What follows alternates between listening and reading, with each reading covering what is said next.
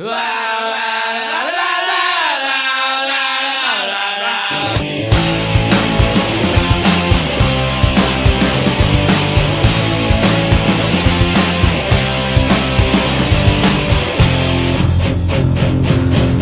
hair and the balloon right now are both neutral, but when we rub them together, the balloon takes electrons from my hair.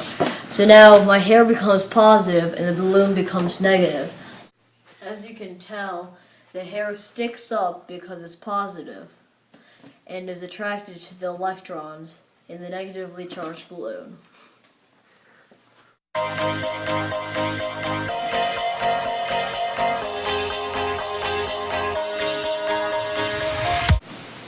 I'm the massive proton. For some weird reason, people still call me positive. I like to move it, move it. I like to move it, move it. I'm the electron. Some people call me Demi the Downer, but I just prefer negative. Opposite charge is correct.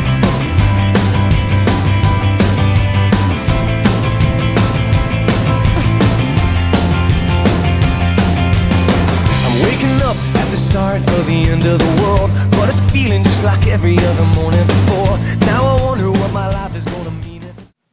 Unlike opposite charges, same charges repel. But I believe the world is burning to the ground. Oh well, I guess we're gonna find out. Let's see how far we've come. So, Proton, how did you feel when you first saw Electron? I was just overwhelmed with these emotions that I've never felt before. You know, the amount of negative charge coming from the subatomic particle. I needed to mix my quarks with his. That's wonderful. So, Electron, how did you feel when you first saw Proton?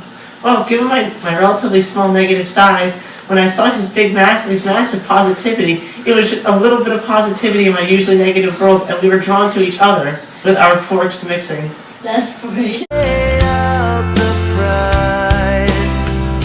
On the right we have a conductor, and on the left we have an insulator. When we move this contraption, we notice how the electrons on this side move freely through the conductor, and on the insulator, the electrons remain stationary.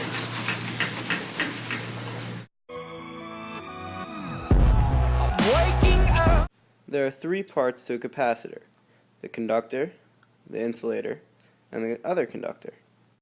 A capacitor works based on induction, which means that the two conductors never make contact. What happens is, the two conductors come extremely close, just like this, so that the positives from one end are really close to the negatives from the other. Therefore, the two are still attracted to each other, yet never touch. Now, how do the two conductors never touch, you might ask? Well, that's where the insulator comes into play. Usually a piece of paper, just like so, goes in between the two metal plates, which are the conductors. And notice how the insulator is bigger than the two conductors so that it completely blocks off the charge coming through. Therefore, the two are still attracted to each other, yet are never allowed to touch. Now, real-life capacitors are not this big, are they? Well, if you know anything about electronics, you know they're not. Therefore, modern-day capacitors are made just like this, with two metal sheets and a paper in between. However, we roll it up so that they still stay the same, but never touch. Now we have our homemade capacitor. With two metal sheets rolled up in between the paper, they are never touching, yet they're induced the whole time, attracted to each other. If we hook one wire up to the outside metal sheet and one wire up to the inside metal sheet, then we have a capacitor. What happens is the charge is collected between the two metal sheets, but never is released until it's fully filled up.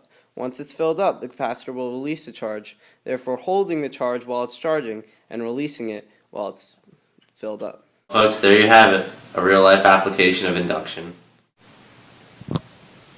Okay, then you'll be wondering, how much force does each charge put on the other one? Well, we can use Coulomb's law to solve this.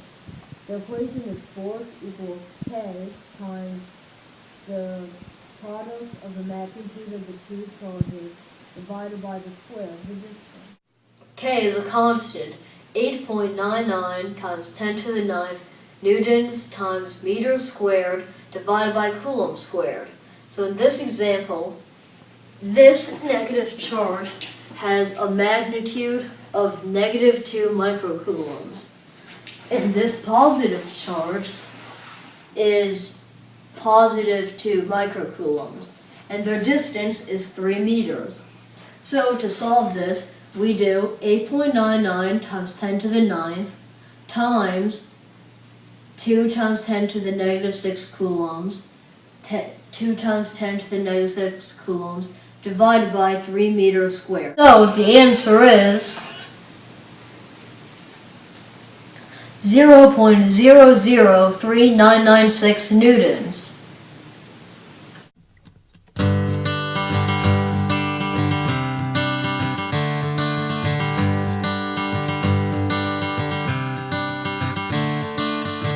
Another turning point, a fork stuck in the road.